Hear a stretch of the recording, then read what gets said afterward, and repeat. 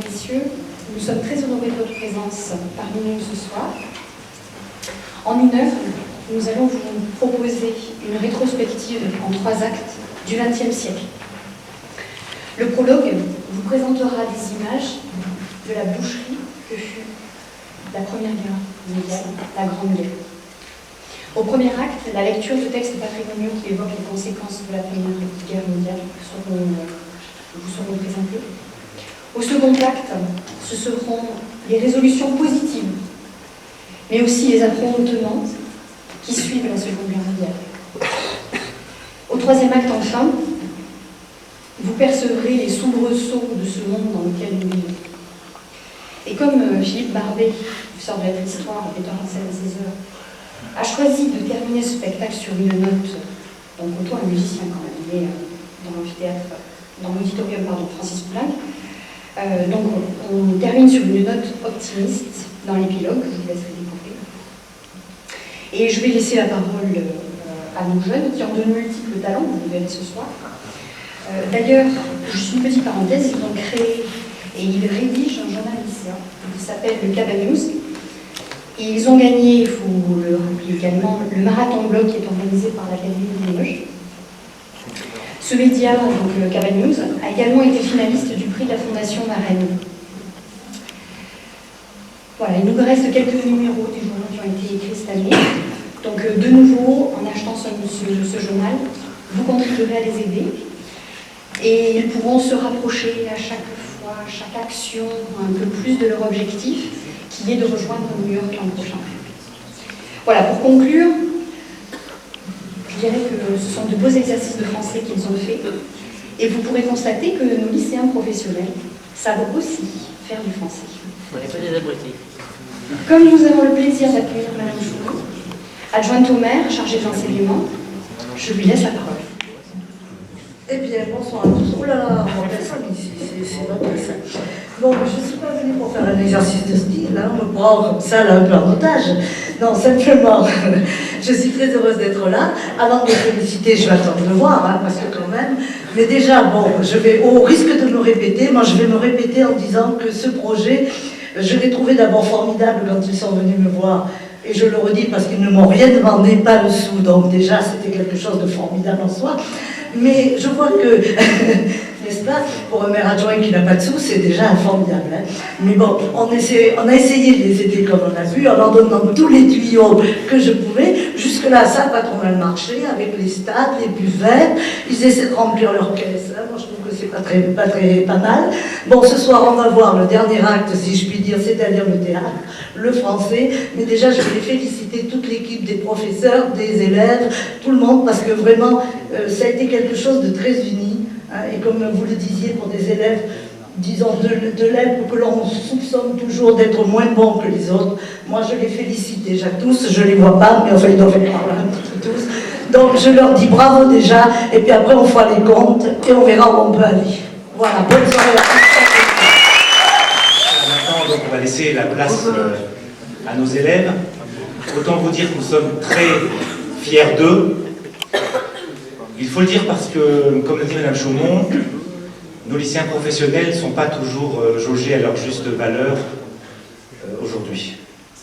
Alors, ce que vous allez voir là est certainement imparfait, perfectible, mais ils ont fait énormément d'efforts pour le produire de tout leur cœur. Je veux dire aussi que sur 3 classes qui ont travaillé, 2 sont actuellement en stage. Je suis allé les voir hier, certains sont des usines, et ils sont revenus exprès ce soir pour interpréter leur texte. Alors, rien que ça, déjà, vous voyez, il faut le saluer. Donc ces jeunes sont des jeunes sérieux, qui ont envie de faire quelque chose, et qui considèrent que le français aussi est une belle matière.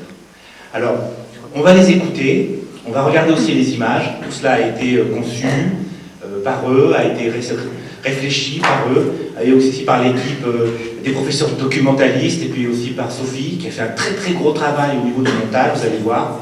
Et pour tout ça, on espère que ça vous plaira.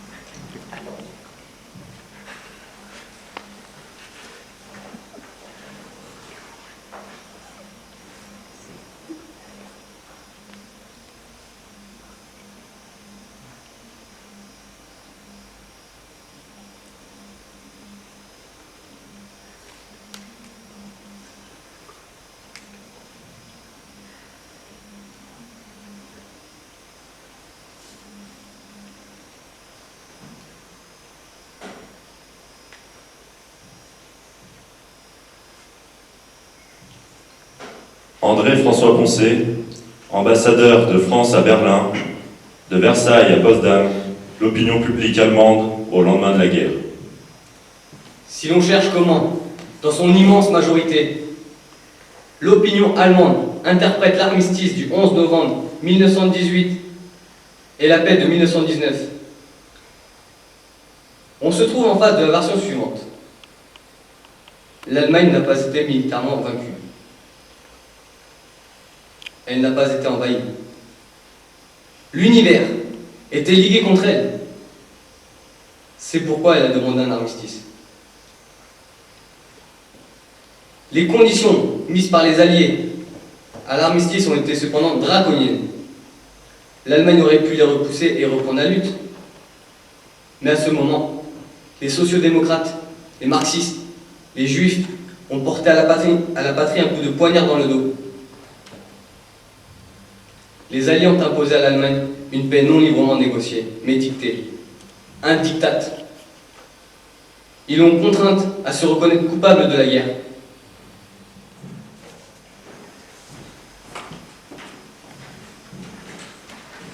Melita Machmann, ma jeunesse au service du nazisme, crise et ressentiment en Allemagne. Ma mère nous ressassait qu'une paix infamante avait causé l'écartèlement du pays. Nos parents se plaignaient sans cesse de l'appauvrissement de l'Allemagne. Ils imputaient cela aux réparations que notre pays devait payer à nos ex-ennemis. On comptait 6 millions de chômeurs, mais on ne parlait pas des conséquences de la grande dépression économique. Tous nos malheurs venaient, disait-on, du désastre national de Versailles. Les adultes s'insurgeaient contre les querelles confuses qui avaient lieu au Reichstag. On entendait sans cesse répéter que l'une des raisons de ce triste état des choses était l'influence grandissante des Juifs.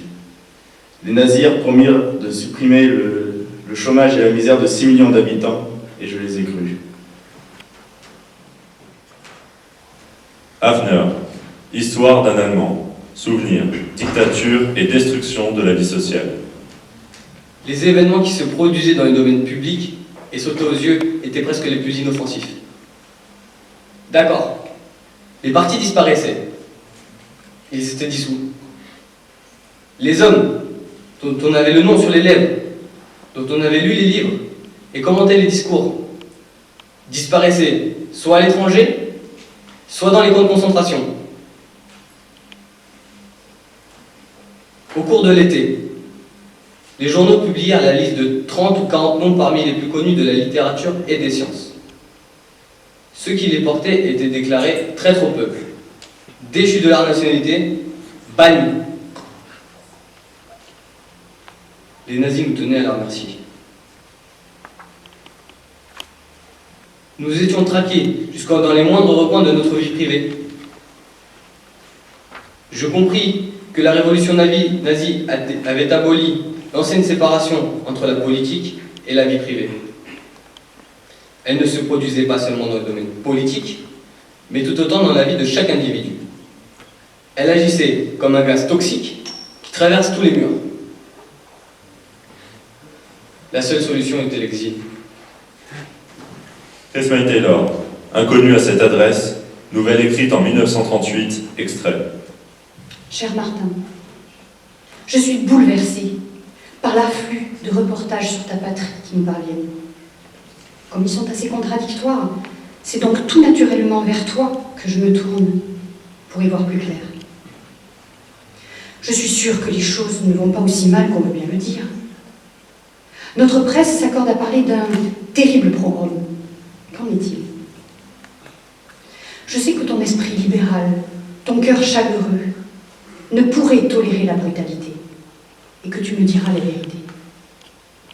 Le fils d'Aaron Zimmermann vient tout juste de rentrer de Berlin, et il paraît qu'il a échappé belle. Il raconte sur ce qu'il a vu, les flagellations, le litre d'huile de ricin forcé entre les lèvres, et les heures d'agonie consécutives par éclatement de l'intestin. Des histoires affreuses. Ces exactions pourraient être vraies, et elles pourraient en effet n'être que le résidu malpropre d'une révolution par ailleurs humaine. L'écume trouble, comme tu le dis. Malheureusement pour nous, les Juifs, la répétition ne les rend que par trop familière. Et je trouve presque incroyable qu'on puisse aujourd'hui, au sein d'une nation civilisée, faire revivre à nos frères le martyre ancestral. Écris-moi, mon ami, pour me rassurer sur ce point. Pardonne-moi, mon ami, pour la brièveté de ma lettre et l'absence de liberté d'esprit dont elle témoigne. Mais je n'aurai pas de repos tant que tu ne m'auras pas rassuré. Je sais que tu m'écriras en toute honnêteté. Je t'en prie, fais-le vite. C'est haut et fort que je proclame ma foi en toi et mon amitié pour toi et les tiens. Ton fidèle, Max.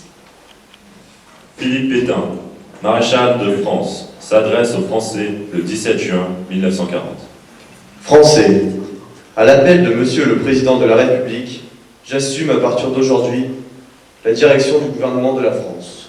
Sûr de l'affection de notre admirable armée qui lutte dans un héroïsme digne de ses longues traditions militaires contre un ennemi supérieur en nombre et en armes. Sûr que par sa magnifique résistance, elle a rempli ses devoirs vis-à-vis de nos alliés, sur l'appui des anciens combattants que j'ai eu la fierté de commander. Je fais à la France le don de ma personne pour atténuer son malheur. En ces heures douloureuses, je pense aux malheureux réfugiés qui, dans un dénouement extrême, sillonnent nos routes. Je leur exprime ma compassion et ma sollicitude. C'est le cœur serré que je vous dis aujourd'hui qu'il faut cesser le combat. Je me suis adressé cette nuit à l'adversaire pour lui demander s'il est prêt à rechercher avec nous, entre soldats, après la lutte et dans l'honneur, les moyens de mettre un terme aux hostilités. Que tous les Français se groupent autour du gouvernement que je préside pendant ces dures épreuves et fassent taire leur angoisse pour n'écouter que leur foi dans le destin de la patrie. Discours du général de Gaulle, radiodiffusé par la BBC le 17 juin 1940. Les chefs qui, depuis de longues années, sont à la tête des armées françaises, ont formé un gouvernement. Ce gouvernement, alléguant la défaite de nos armées, s'est mis en rapport avec l'ennemi pour cesser le combat. Certes, nous sommes submergés par la force mécanique, terrestre et aérienne de l'ennemi, infiniment plus que leur nombre. Ce sont les chars, les avions, la tactique des Allemands qui nous font reculer. Ce sont les chars, les avions, la tactique des Allemands qui ont surpris nos chefs au point de les amener là où ils en sont aujourd'hui. Le dernier mot est-il dit? L'espérance doit-elle disparaître? La défaite est-elle définitive? Non, car la France n'est pas seule. Elle n'est pas seule, elle n'est pas seule. Elle a un vaste empire derrière elle. Elle peut faire bloc avec l'Empire britannique qui tient la mer et continue les luttes. Elle peut, comme l'Angleterre, utiliser sans limite l'immense industrie des États-Unis. Cette guerre n'est pas limitée au territoire malheureux de notre pays. Cette guerre est une guerre mondiale. Toutes les fautes, tous les retards, toutes les souffrances n'empêchent pas qu'il y a dans l'univers tous les moyens pour écraser un jour nos ennemis. Le destin du monde est là. Moi, général de Gaulle, actuellement à Londres, j'invite les officiers et les soldats français qui se trouvent en territoire britannique ou qui viendraient à s'y trouver avec leurs armes ou sans leurs armes. J'invite les ingénieurs et les ouvriers spécialistes des industries d'armement qui se trouvent en territoire britannique ou qui viendraient à s'y trouver à se mettre en rapport avec moi. Quoi qu'il arrive, la flamme de la résistance française ne doit pas s'éteindre et ne s'éteindra pas. Demain comme aujourd'hui, je parlerai à la radio de Londres. Loi portant sur le statut des Juifs. Journal officiel du 18 octobre 1940, extrait. Nous, maréchal de France, chef de l'État français, décrétons. Article 1er. Est regardée comme juif toute personne issue de 3 grands-parents de race juive ou de 2 grands-parents de la même race si son conjoint est lui-même juif. Article 2. L'accès et l'exercice des fonctions publiques et mandats énumérés ci-après sont interdits aux juifs. Premièrement, chef de l'État, membre du gouvernement, Conseil d'État, cour d'appel, tribunal de première instance, justice de paix. Deuxièmement, préfet, sous-préfet. Troisièmement, membre du corps enseignant. Quatrièmement, officier des armées de terre, de mer et de l'air. Article 5. Les Juifs ne pourront, sans condition ni réserve, exercer l'une quelconque des professions suivantes. Directeur, gérant, rédacteur de journaux, revues, agences ou périodiques, à l'exception de publications de caractère strictement scientifique. directeur, administrateur, gérant d'entreprise ayant pour objet la fabrication et la présentation des films cinématographiques, gérant de salle de théâtre et toute entreprise se rapportant à la radiodiffusion. Jusqu'au bout de la résistance. Témoignage sur les débuts de la résistance intérieure 1940-1942. Diffuser messages et slogans. J'écoutais le soir dans ma chambre Radio Londres et je transmettais le lendemain matin les nouvelles aux autres. Les amis dessinaient des pochoirs que nous allions coller sur les établissements publics. C'était des slogans comme « France libre, honneur à la patrie ». Passer en zone libre. Connaissant les relations amicales que j'entretenais avec les filles du préfet de la Côte d'Or, un garçon m'a demandé si je pourrais obtenir des cartes d'identité pour des soldats ayant fui devant l'invasion allemande. Des prisonniers français qui désiraient passer en zone libre. J'ai commencé à fournir ces faux papiers. Il fallait organiser le franchissement de la ligne de démarcation, trouver des points de passage, contacter les hommes et les femmes acceptant de prendre le risque. Et progressivement, un noyau s'est formé.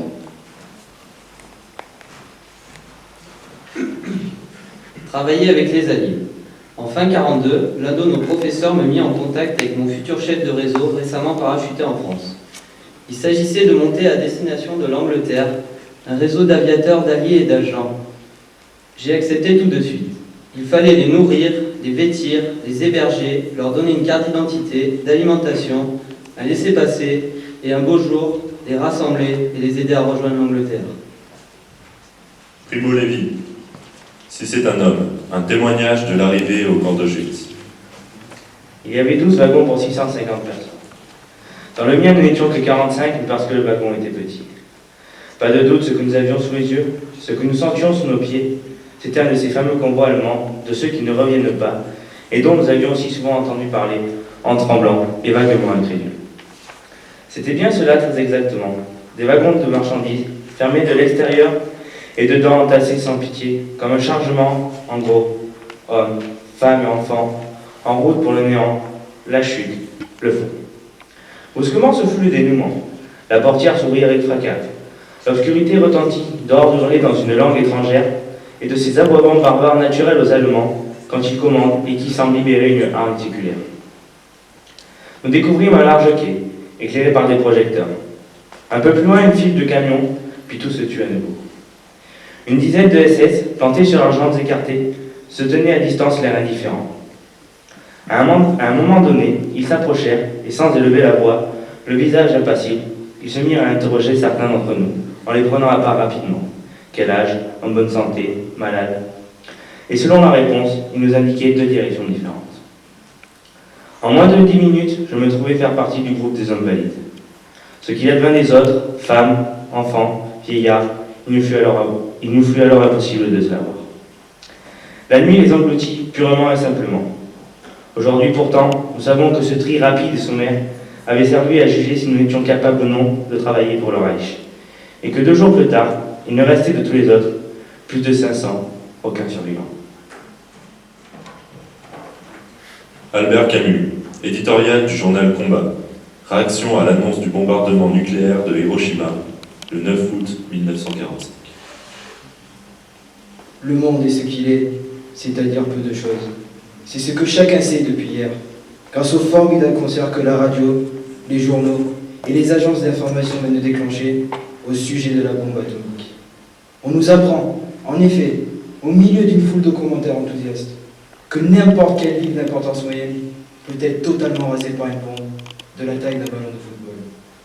Des journaux américains, anglais et français se répandent en dissertations élégantes sur l'avenir, le passé, les inventions, le coût, la vocation pacifique et les effets guerriers, les conséquences politiques et même le caractère indépendant de la bombe atomique.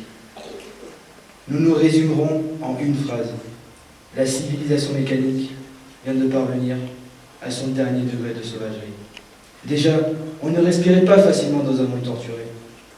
Il va falloir choisir, dans un avenir plus ou moins proche, entre le suicide collectif ou l'utilisation intelligente des conquêtes scientifiques.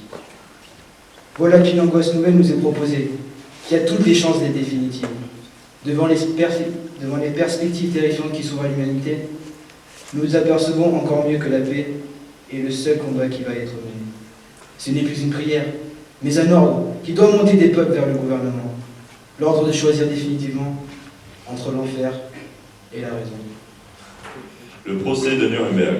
Constitution du tribunal militaire international. Octobre 1945.